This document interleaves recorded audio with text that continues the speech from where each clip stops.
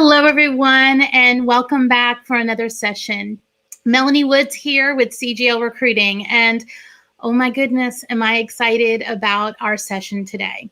Now, this has been quite the year and a half for those of you that are job seekers and those of you that are trying to guide your careers to that wonderful job and position that you want. And the markets and COVID have not been helping. And I know last time on our session, we focused a lot on long-term unemployment and some of the effects. And right after that session, I had the opportunity to hear someone speak whose message I just felt was absolutely brilliant, and I had to share with you all. So today we do have a very, very special guest joining us, and that is Simon T. Bailey. Now, before I talk with you about Simon T. Bailey, I know that some people I can see are still joining right now, so we're going to give everybody just a moment to do that. Now, remember, if you haven't subscribed yet to our channel, all of our resources out here are free for you, whether you're a job seeker or somebody in the middle of your career. So if you take a moment to subscribe, we now have over 200 videos available for you, all designed to help you get that job that you want and to steer your career into a place that you're going to love to be. Now, if you ring the bell for notifications when you subscribe, it will remind you when we do live events like this or when we do release new videos. We have a whole nother huge set coming out for the month of April. Lots of great data, including on some of the most recent things that LinkedIn has done, which you as job seekers and professionals need to be aware of so you can maximize all of your efforts. Okay, let me take a moment quick and see. We have people from all over the world I can see, which is fabulous. Rexanne, always great to see you with us, as well as you, Paula and Joanne and Paul. Good morning all the way, it looks like, from India. Daniel, nice to see you joining us again. Paresh in Mumbai, wonderful to have you all with us today. Now, at the end of our session today, when Simon and I have had a chance to talk about a bunch of different things, we will give you the opportunity to ask any questions that you want to of Simon, and me as well. We will, again, be scheduling another 2 job seeker Q&A in the very near future. But without further ado, it is my pleasure to be able to introduce you to Simon T. Bailey. And before I have him join in with us, let me tell you a little bit about Simon for those of you that don't know who he is. Simon is a person that believes that you are meant to share your brilliance, and his whole passion and purpose is in unlocking that ability in a way that ignites sustainable transformation. Now, he understands the pressures that leaders, job seekers, and high performers are facing in the midst of uncertainty, and he equips them all with simple, easy to implement strategies to accelerate results. You all know me. I am a very factual base. You know, I test things. I like to look at things. I love that Simon is not just a rah-rah person. He's somebody that has true strategies behind him that is going to help you get to where you need to be. His work has been recognized by the Washington Speakers Bureau as one of the 12 business speakers who embolden audiences to think big and lead with purpose. And he knows how to challenge an audience and provide them with tangible takeaways and sustainable action steps. You may know him from, he has 3 LinkedIn learning courses out there that have gone crazy and been viewed by people in over 100 countries. And I am going to get at the end when we're with Simon, I will tell you how you can access those too as well on LinkedIn Learning. Simon has more than 30 years experience in the hospitality industry, including serving as sales director for the Disney Institute, and has worked with more than 1,800 organizations in 30 countries. Actually in 50 countries. He has also been named as one of the top 25 people who will help you reach your business and life goals by Success Magazine, joining an incredible list of individuals like Brené Brown, Tony Robbins, and Oprah Winfrey. His Goalcast video released on Facebook has over 90 million views worldwide. And Simon's got a heart for service, and when he is not working, he serves as a board member for the U.S. Dream Academy and the Orlando Health Foundation board. And I thought I was a busy person. So without further ado, here is the wonderful Simon T. Bailey. Simon. Oh my goodness. I was wondering, who's that guy? I want to meet him. I was sorry it was such a long bio, but I was like, oh my goodness, people need to know about all of the amazing things that you do and the incredible amount of work that you do.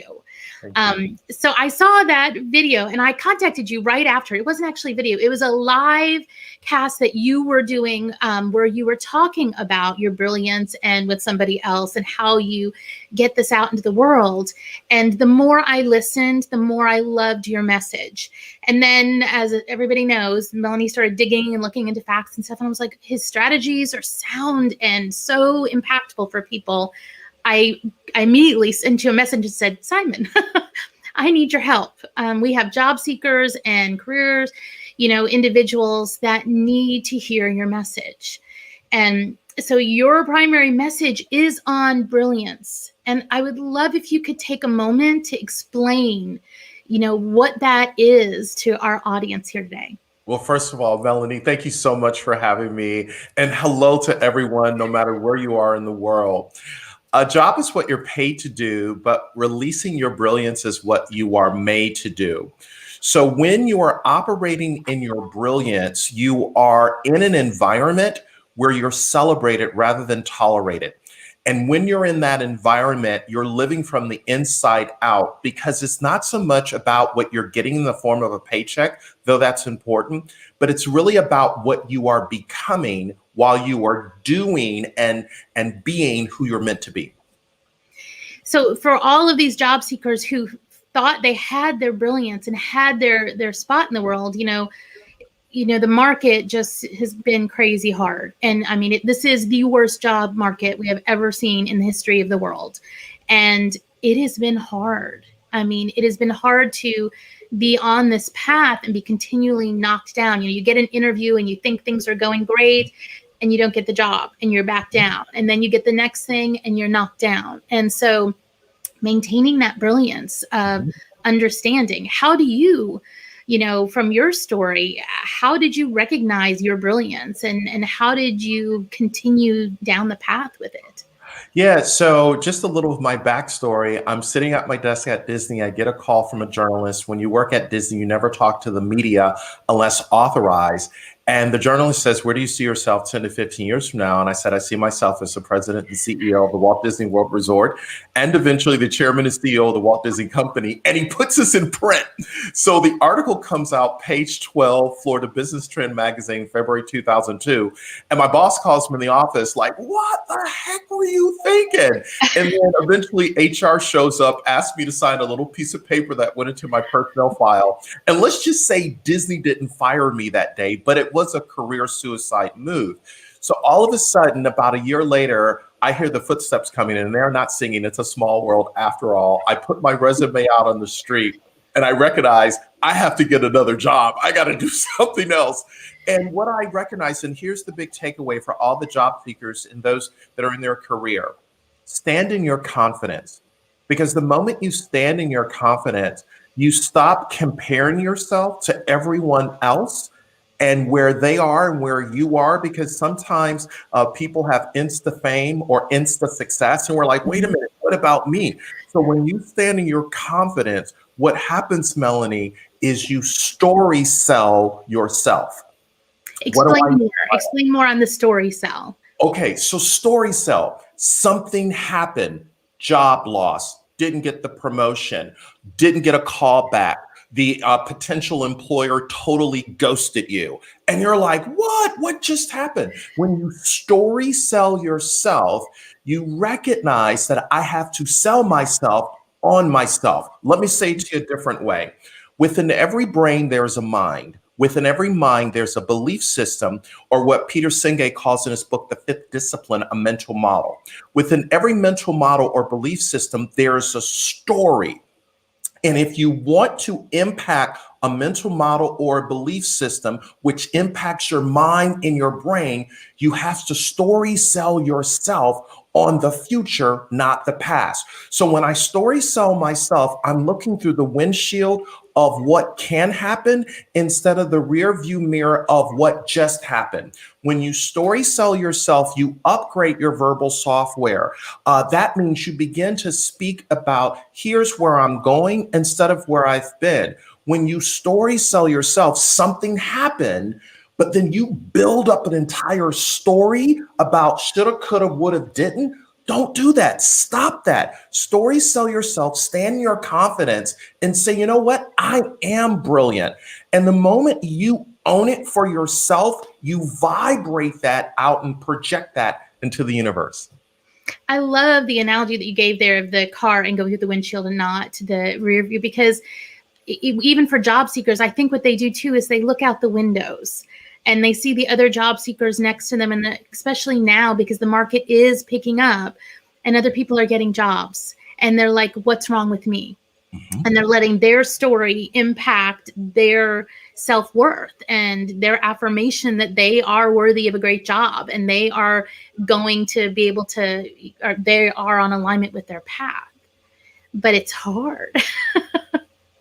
It can be so difficult. So as they're going down, this path, and they're trying to land this next role and do this next thing, there are some things that you say when you're talking about releasing your brilliance, your inner. There's 4 C's, Simon, that you have. And those are clarity, cut, color, and carrot, which I know well from the initiative. But I would love for you to share with everybody those 4 C's and how they can apply them to themselves and their job and their career and their growth. Yeah, the 4 C's of release your brilliance, that first C in clarity, is all starting with, what do I want to do? What value do I bring to a place of business? Who do I want to become? And when you are really clear in here, I was talking with a friend of mine in Australia years ago, and he says, when it's foggy in here, it's cloudy out here. So clarity really comes down to, what's the value that I can bring to a place of business? And so that's the first thing. And then the other thing is, there's a difference between a job and work. Job, employment; work, deployment.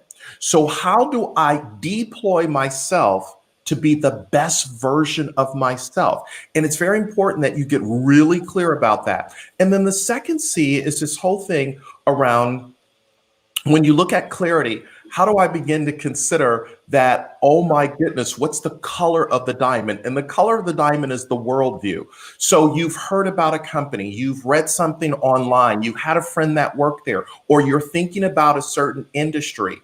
When you look at the color of the diamond, what you want to think about that company is, wait a minute, is this a good fit? Because just because it looks great doesn't mean a good fit. And what happens is people can smell desperation a mile away. So what you always want to do, when I'm standing in my confidence, I'm clear about where I am, I'm saying, is this the best place for me, right? And then the cut of the diamond is your experience. You bring something to the table. Pablo Picasso was in a restaurant and a woman noticed that it was Picasso. So she came over to Picasso and said, hey, can you draw something for me?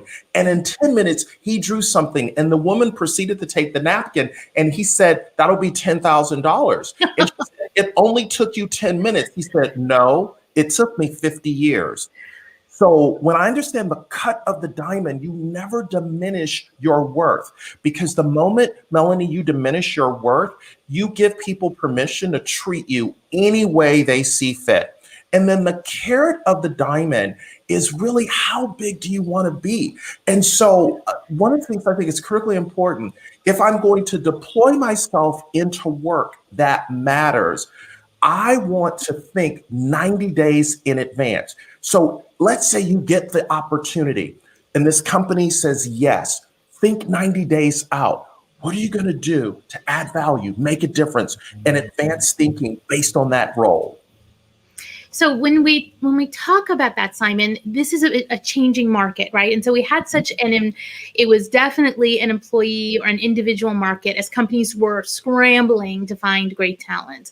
And then everything happened in the year that shall not be named, and now into 2021, and it's shifted. And it's definitely an employer market. Mm-hmm. And there's been some very bad behaviors by companies throughout this process, doing, completely unrealistic things like turning off the video camera when they're doing a video interview and just, well, you have yours on, but we're going to turn ours off. Very, what I would consider disrespectful things. Mm-hmm. And the balance, or the hard part for the candidates, has been, I want to embrace my brilliance. I want to embrace this, but I'm worried about coming across as arrogant, because the companies are just going to say, oh, well, then fine, there's other candidates out there. And my take on it has been, you embrace who you are and you be who you are. I mean, you don't want to be arrogant, but don't lose your mojo, right? You are worthy of a good job. And I'd love to hear your thoughts on this, as companies are putting them in a position that's not where they should be, not the value that they should have. Well, we are now in the era where everyone listening to us, you are the CEO of You Incorporated. And as the CEO of You Incorporated, you get to choose if you are going to align and partner with a company. If a company chooses out the gate to disrespect you, not honor your time, your brilliance, and your value, remember this: how you do everything is how you do everything.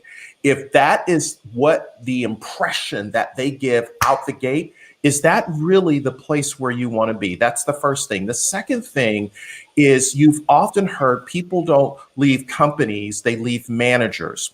And every company has a culture. Culture is not the mission and vision statement on the website. Culture lives in the head, the heart, and the hands of the person that's interviewing you. And right now, all the research says people before profit. And when you put people before profit, you become more profitable. So that employee experience starts, do they have you at hello? And if they don't have you at hello, think about, is this the best place for you? Are they going to release your brilliance or block your brilliance? Because when you are in an environment that releases your brilliance, you go the extra inch and go the extra step, not because you have to, but because you want to. Let me just say this, just to round this out. Seth Godin, in his latest book, The Practice, says, doing what you love is for amateurs, but loving what you are doing is for professionals. And as a professional, you want to love what you do in an environment that celebrates you rather than tolerates you. I think that there's a lot of lessons to be learned from companies on that, right? Mm-hmm. And you need to love, your employees in good times and in bad. And there's some companies that do it very, very well. Like, yes. There's one where I am in Houston that when they had to lay everybody off, they sat down with them and said, look, we wish we were in a different situation. We wish this is not, but we have to do these activities to survive. Here's how we're going to stay in touch with you as employees. Here's, what resources we're going to provide to you. Here's how we're going to contact you when we have positions back, because we want you to come back if you're willing when the time comes. Wow. And I know, right? Oh gosh. But what happened when the market improved for that industry? They got almost everybody back because they treated them just as good at that point in time as everything. And that is that culture that you're talking about, yes. Right? Yes. It's not vision and mission and values that are on a wall. There's lots of companies that had those on the walls and are now, can't get anybody to work for them. It's truly treating those employees right from start to finish. I do want to take this a little further, though, because you also do a lot of, you speak and have so many books and stuff that also go to leadership. Yeah. And on the leadership side, the same way that they are treating their customers, they should be treating their employees. Yes. And you have a great thing that you do on the leadership when you talk with companies, which is, it's not turning customer service into customer love. Yes. And I would love for you to expound a little bit on that. Yeah. So the job of a leader is not just to motivate men and women to work harder. The job of a leader is to invite men and women on a journey to discover the leader within themselves while they're following you. So when a leader, when he or she understands that, they recognize that customer service is a department, but customer love is a mindset. And that means employees are your number one customers. Hello. Right? And Melanie, you know where this comes from? One of my greatest failures when I worked at Disney, I got promoted into my leadership role. I had two different leadership roles, but my first one, I was a jerk of a boss. I was a jerk with a boss instead of a leader with a vision. And how it was proven that I was a bit of a jerk, Melanie, people started leaving me to go and work at other areas of the Disney company. And when we went through the exit interview, they're like, oh, it's just time for me to move on in my career. What they said unofficially is that guy is all about himself. He's trying to use us to get to the next promotion. He doesn't care. And we're talking about at the happiest place on earth. Right. So my boss called me into the office, Melanie. It was not a very pixie dusted conversation. And he said, walk me through a typical day when you come in the office. I'm like, well, I come in the office, read my email, return my calls, and then I'm off to a meeting. He says, do you ever stop to take time to engage the cast members in dialogue? I said, dude, I'm from Buffalo, New York. I don't care what they did this weekend. I don't care what the name of the dog, the cat, the niece, the nephew, the son, the daughter. You got the email, you got the memo, go forth and create magic. That was my attitude, right? And if I was in Texas right now, they would probably say, bless his little heart. It's hard. Yes, they would. But what I recognize is Disney was about to fire me if I didn't change my behavior and find a way to serve, care, and coach my team members instead of being so full of ego, which is edging goodness out. You know, it's kind of funny because I didn't know that story about you. And I have had the chance to interact with your team over the last couple of weeks. And we've talked about you as a leader.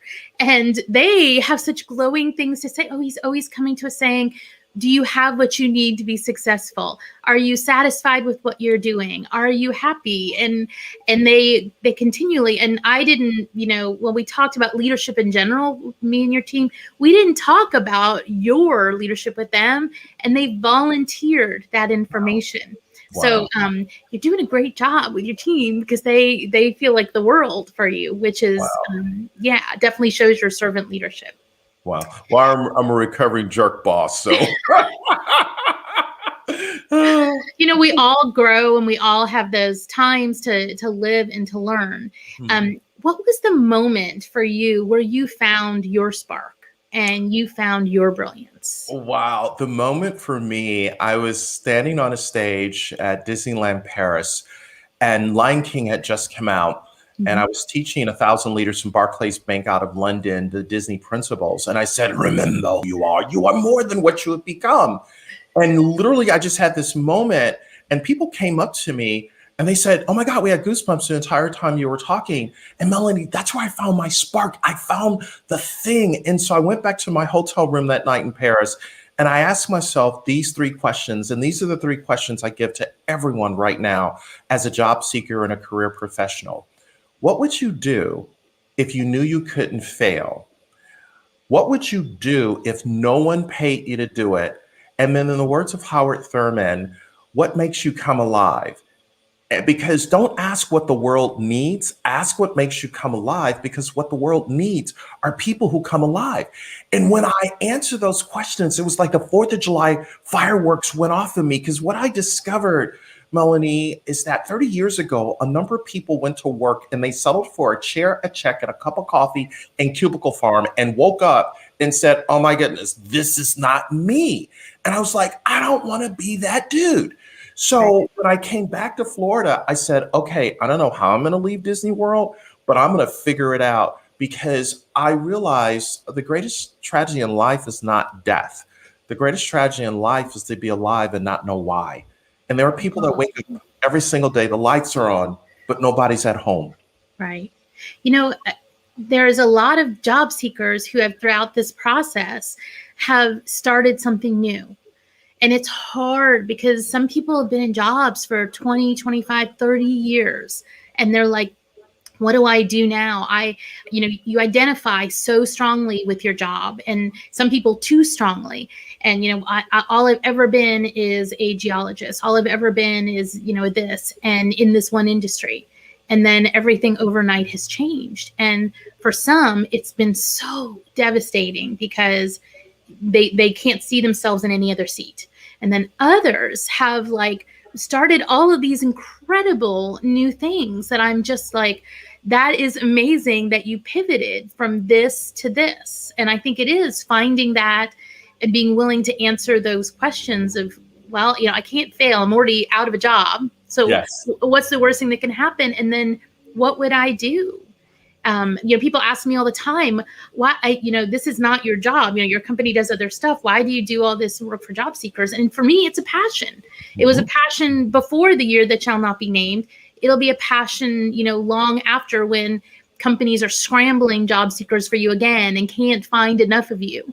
You have to find that connection. So Simon, something else that you say is that, and I'm going to quote you here. You say that when you find your voice, you find your freedom. Help put that in context for everyone. Oh my goodness. So when you find your spark, you find your joy. When you find your joy, you find your voice. And when you find your voice, you find your freedom. Here's what I've discovered in the last 30 days. Can you say that all a little slower? Yeah, I was originally from New York too, but that was even a little faster. So. When you find your spark, you find your joy. When you find your joy, you find your voice or your chutzpah. And when you find your chutzpah or your voice, you find your freedom. Here's how that whole quote came about. When I was writing the book, Be the Spark, and going to a lot of different organizations, and especially within the last 30 days, I've given 27 presentations in 13 different industries. And here is what I know to be true. Companies want individuals that have a smile in their eyes, joy in their heart, hands ready to engage. In other words, learn faster. Men and women are not going to just be hired for what they know. They're going to be hired for how quickly they can learn and move forward. And so coming with this spark in your heart to say, here's the value that I can bring, not based on where I've been, but what I intend to learn and do, it separates you from everyone else. So that's what I mean. You find your freedom and you create psychological safety for yourself because you are true and you honor what's in your head and your heart. So that's what that quote means. That is brilliant. And thank you for slowing it down for everybody. Sure. So listen, everybody, I know people had said they wanted to get a chance to ask questions. If you have any questions to Simon that you would like him to address, please take a moment now and put those in the chat function. Or if you have questions just on anything with your job search or with your career, please go ahead and put those in as well. We will do our best to cover as many of them as we possibly can as we go through this process. So Simon, while we're waiting for some of the questions to come in, and we've had a bunch more people join, I can see we had somebody all the way from Scotland coming in to joining us. And I love Daniel did this comment: best trick in the world to engage with your team players is to put a jar of chocolates on top of your desk. Nice. Daniel, I absolutely, completely agree with that. That works quite well. So, and I also want to make sure you see some of these other things from people that they love the transparency, Simon. And this is what is unique about you, I feel, because some people are just, oh yeah, rah, rah, everything's great. And you tell your story about how you got from here to there and what you found in your path. And everybody needs to remember that we are a work in progress, right? Yes. And I don't care what you did yesterday. Show me what you're going to do tomorrow. Yes. And if it was easy enough for companies to just hire on just the hard skills, there wouldn't be any interviews. It would just all be done by a computer and a resume saying, okay, they have this, take this test. Yes, you did this good on SolidWorks, this on Word, whatever. And they would hire you. And that's not what it's about. It's all about the competencies. It's all about all of these soft skills that Simon is talking about and being able to project that with your brilliance. I see a few questions. I do. Okay, so let's back up a little bit and do our first one. Oh my gosh, I see a bunch of questions. This is from Daryl. I get desperate to find something, so I tend to seek an inferior job.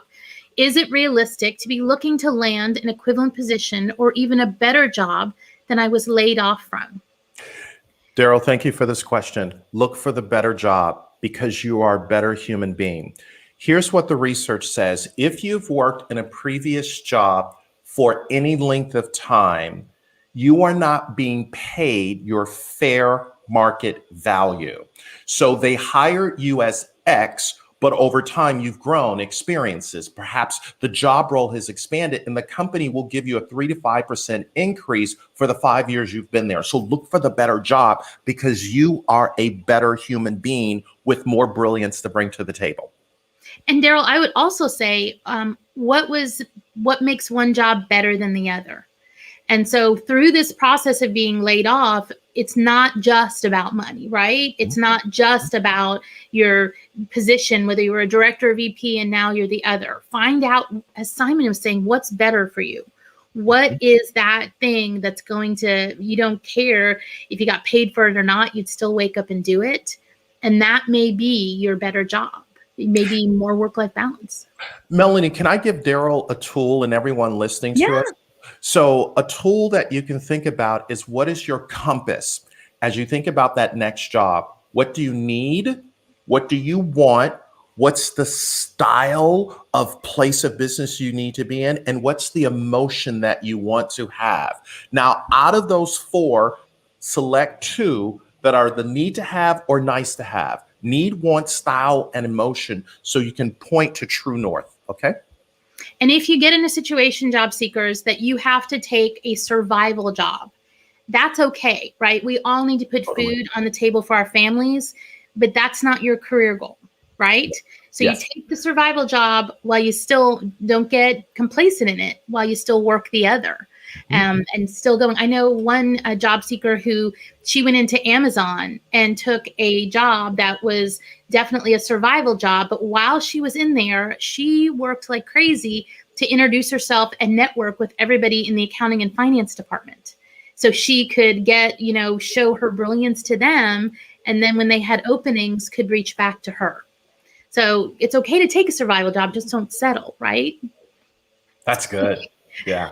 Okay, so let's see. Kim said you had 3 points in Ask Myself. I didn't get the third one. Which one was it? That's those 3 questions. So what would I do if I knew I couldn't fail? What would I do if no one paid me to do it? What makes me come alive? Brilliant.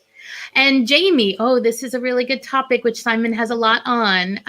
Jamie says, do you have a mentor or sponsor in your career? If not, how does one find one? And I know you have a passion for this too. I do. So Jamie, first of all, thank you for this question. And there's a difference between a mentor and sponsor. A mentor is someone who will tell you about how they did something when they were in a position.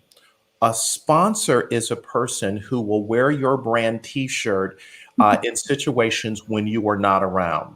So the best way to find a sponsor is to identify someone within the organization, find out what they are passionate about, or if you're not in that organization yet, find out something that they're passionate about and get involved with that. It can be a nonprofit organization.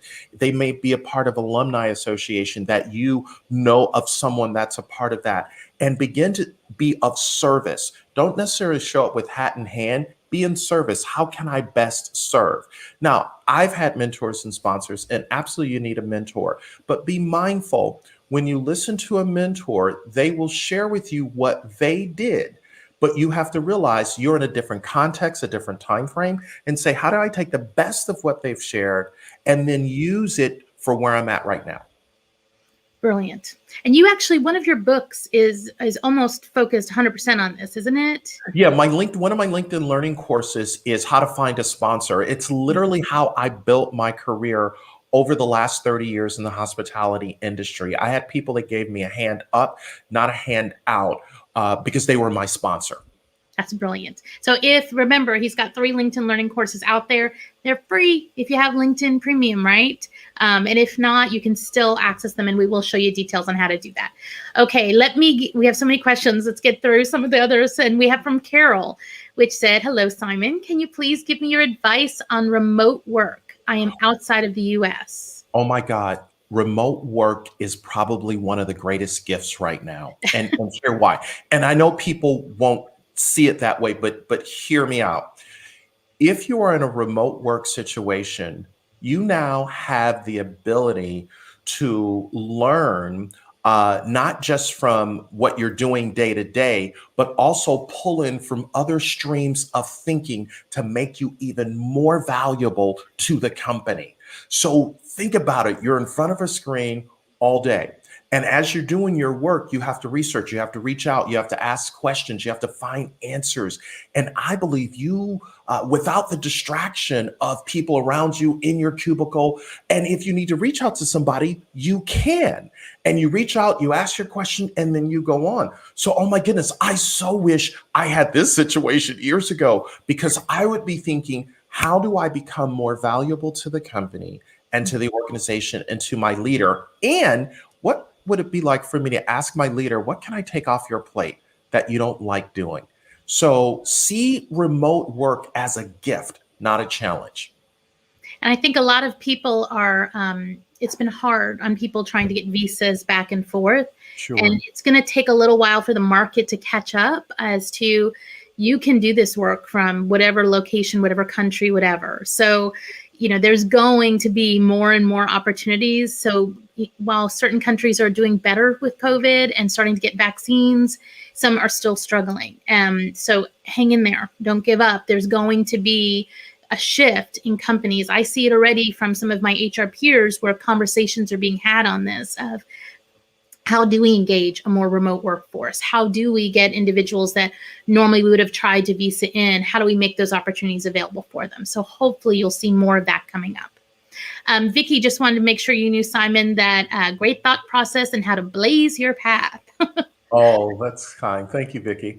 David Gordon has a question that if you were ever stuck getting your new role, what was the biggest lesson you learned that you would want to share?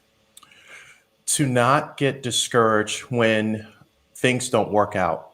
Over the years, one of the things that I've discovered, I've shut down when I didn't get that promotion or that opportunity.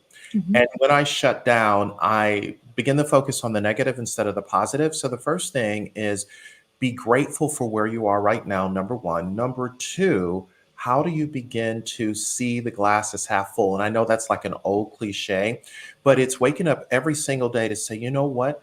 I am standing tall, I'm standing strong, and how do I make the most of today? And then the third thing is, what can I do to advance the thinking right where I'm at? All of a sudden, everyone around you will begin to see your posture and your tone and how you're showing up and say, guess what? We have something better for you. Or there's another door that will open, all because you shifted. See how I fit tomorrow. You shifted how you were perceiving where you were at that time. Did you guys get that nugget he just gave you? Say it again, Simon.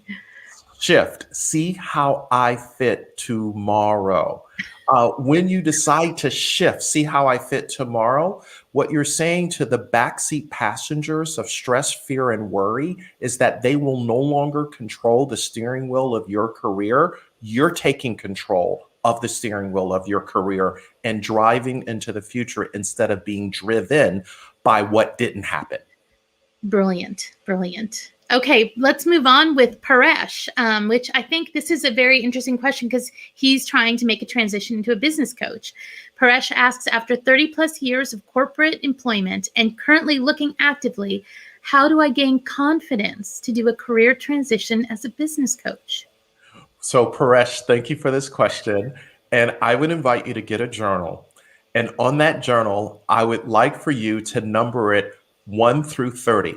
And go back to year one. When you started in your career at year one, what was your biggest takeaways? What were your biggest learnings? Who were the bosses and leaders that you worked for? What did you love about that company? Then come all the way 30 years forward.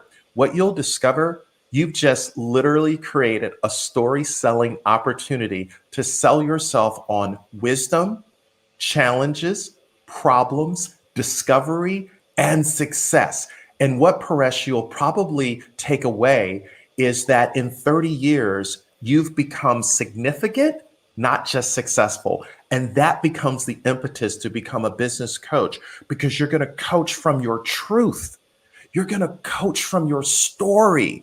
And as you stay in your swim lane, coaching on what you know, people will say, what? Paresh is the one. You're the Neo in the Matrix that we've been looking for. That's awesome. I love, you give such confidence to people, Simon, and you do it in such an amazing, gregarious way, but then you do it with such great strategies. So Paresh, I hope this helps with your journey. Okay, let's move on to Lady Richardson. Thank you for sharing your insight. As a leader, what is your stance on DEI, diversity, equity, and inclusion? Oh my goodness, how much time do you have? Okay, that's a whole nother session, which is so needed. So you know what? We should, Melly, do a whole nother session, but let me just give you some quick mental post-it notes. I was just sharing with an organization a few days ago. I said, diversity, equity, and inclusion is about a CEO commitment that understands there's a difference between a statement and a standard. So many companies have posted statements. That's very nice, very sweet, and very special. But is it a part of the standard operating procedure? All right. Secondly, there's a difference between pressure and practice. Organizations and businesses that really get diversity, equity, and inclusion, they make it a daily practice, not because of pressure from the market. All right. The other thing is, and as an African-American male, as a Black male, I do not speak for all African Americans and Black people in this country. All right. So let me just be clear about that, because everybody that looks like you does not think for you or speak for you.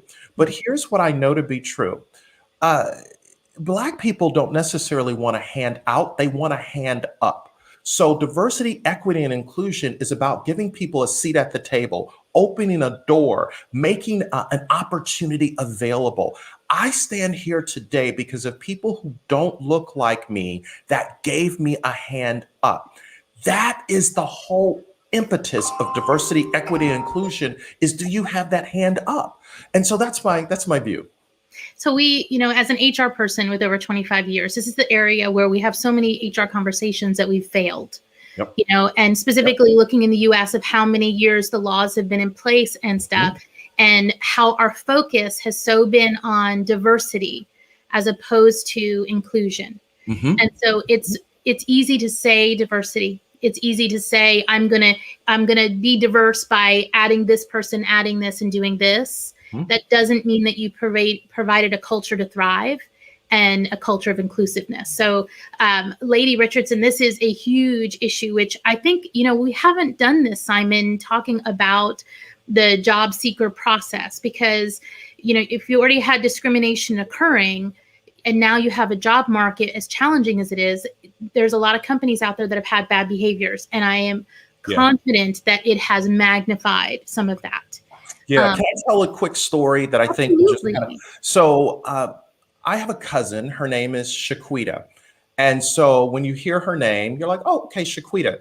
She applied for jobs for months upon months, and she told all the cousins over the last year via Zoom that she never got any call back for her job because she thought her name Shaquita was holding her back. And in the family, we call her Kwee. So she decided that she would legally change her name, and she changed her name to Kendall. Oh, I should mention that Shaquita has an undergrad from Northwestern and a master's from Northwestern.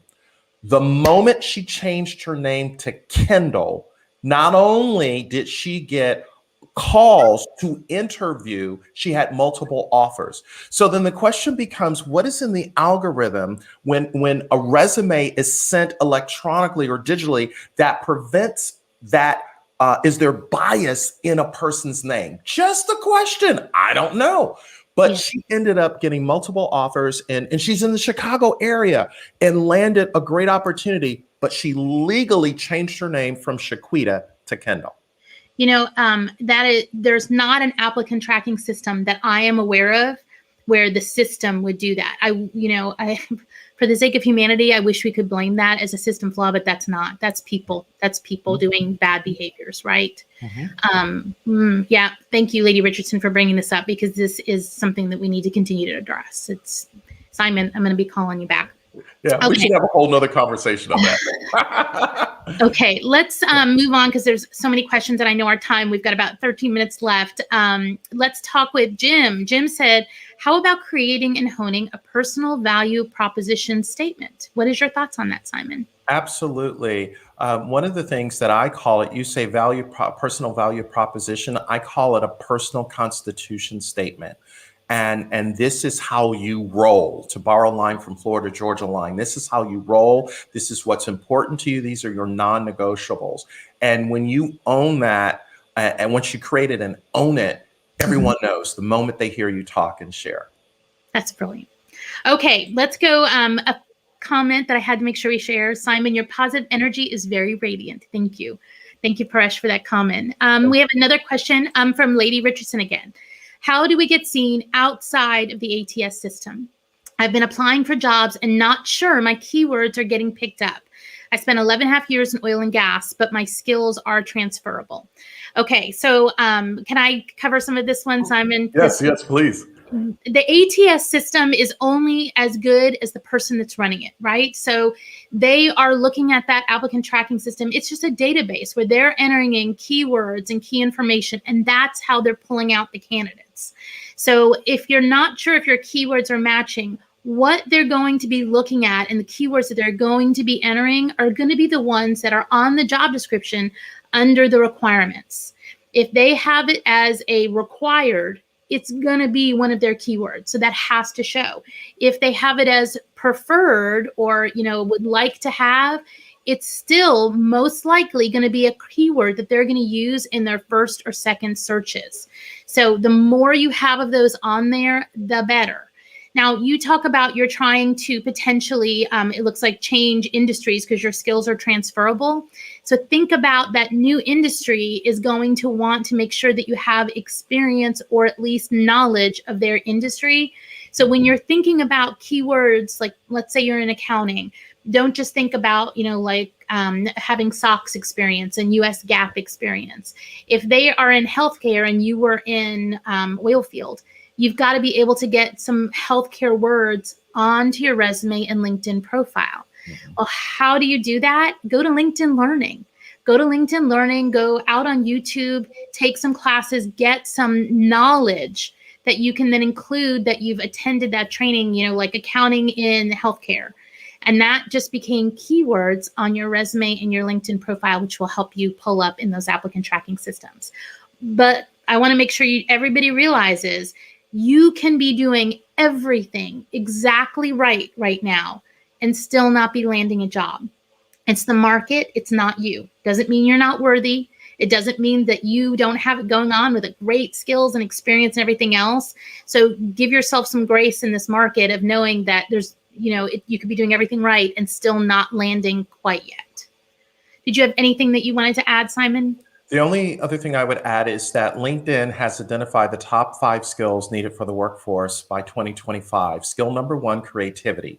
Skill number 2, adaptability. Skill number 3, collaboration. Skill number 4, persuasion. And skill number 5, emotional intelligence. If any one of those 5 resonate with you, perhaps highlight how you are adaptable, because that's what companies and businesses really need and are looking for. Brilliant. That's great for your bullets. Remember, you have to be able to show that information so they see those competencies in action. You just tell everybody, you have emotional intelligence, they're not going to buy it. But if you can show it in a bullet, that's where you're going to win. Okay, let's go on. Michelle has asked a good question. How can you identify companies who have the culture, style, emotion you're looking for? Oh, this is such a good question. Okay. If there's a company you're thinking about, obviously there's Glassdoor. Everyone knows that. But what would it be like to go and look at what their customers say about their brand? Because if a customer begins to yelp about the brand, that means that company is taking care of their employees. And because here's the whole framework. Leaders create the experience for employees. Employees create the experience for customers. Customers drive revenue. Reverse engineer. Revenue comes from happy customers who have been engaged by happy employees who work for an emotionally dialed in leader. So look at what top 25 customer service companies, dig in a little to see what their customers are saying, then reverse engineer to say, well, what are employees saying? And that lets you know where that customer and where that company is. Thank you. Simon, this comment is from Will. Wow, Simon's energy and enthusiasm has totally boosted my mood and self-esteem this morning. I so needed this boost from the frustration and questioning my worth I've been dealing with recently. Wow. This is why I wanted you to come do this. This is why I knew your message would resonate with so many people. I will take a couple other questions, but I do want to make sure that everybody knows. Let me make sure and share the following. You can actually get to Simon's website at simontbailey.com, and you will see tons of information there, more about Simon, about the different publications, books that you've done, the LinkedIn Learning and all of that. And specifically, you can find that under the simontbailey.com/learning paths. I really, hopefully you're already connected with me on LinkedIn and the rest of the CGL team. If you're not, connect with us. We always are trying to get you guys free resources to help you with your career and your job search. Connect with Simon, connect with him. So not only him, but his company, which is on LinkedIn, which is SparkU. And having that additional resources available to you and having the ability to, when you're having a down moment, go back to some of these strategies will help. Can an employer sense your negativity when you're feeling down? You bet they can. Can they, when you're trying to pull yourself up? Is it easy always to do it on your own? No, it's not, right, Simon? You need somebody there sometimes to help you through and get you where you need to be. Totally. Okay, let's do a couple others. I'm going to share this one just because Frank said, isn't sunny in Scotland an oxymoron? Yes, there's a whole chat conversation going on, Simon, which is hilarious. So I wanted to make sure I shared that. Okay, let me see if there's any other comments here that we have missed. If you have any, please go ahead and put them in. Let's see. Brilliant and brilliance are going to be the keywords that will drive my confidence north after today's interaction with Simon and Melanie. Paresh, wow. I am very, very glad to see that.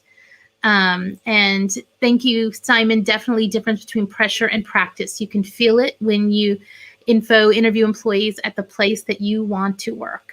Okay, yes. Let's see. We speak HR too. Thank you. I'm glad that you're with us as well. Let me see if we have any last minute questions. Oh, here we go. So many companies want unicorns. Should you still apply when you know you can do the role well? Absolutely, because you are a unicorn. They just don't know you are a unicorn. So you want to still apply so that the unicorn culture can level up because you arrived. So see yourself as a person who is that unicorn. You just need to be in the right environment. So absolutely apply. Don't sell yourself short because you can move to thriving, not just surviving.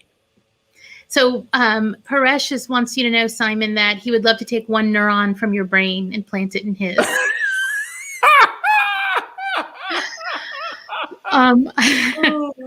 All right, everyone. I hope that this information has been helpful. Simon, you are such an incredibly giving person of your time, of your talents, all of the work that you do, even beyond this, but in your life, we are all so thankful for your message, your passion, and your brilliance that you share.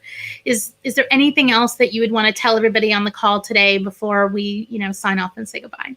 Just remember, a paycheck is given to people who show up. But opportunities are given to individuals who think and work beyond what they're paid to do. You are different so that you can make a difference. Be the spark. Thank you again so much, Simon. Again, if you haven't connected with us on LinkedIn, please consider doing that now. I hope you will consider subscribing to our YouTube channel. And please, we're trying to get the message out as much as we can to share with other job seekers and those trying to advance their career, that there's free resources out there and available for you, and you are not alone. As always, everyone, thanks for watching, and I'll see you next time.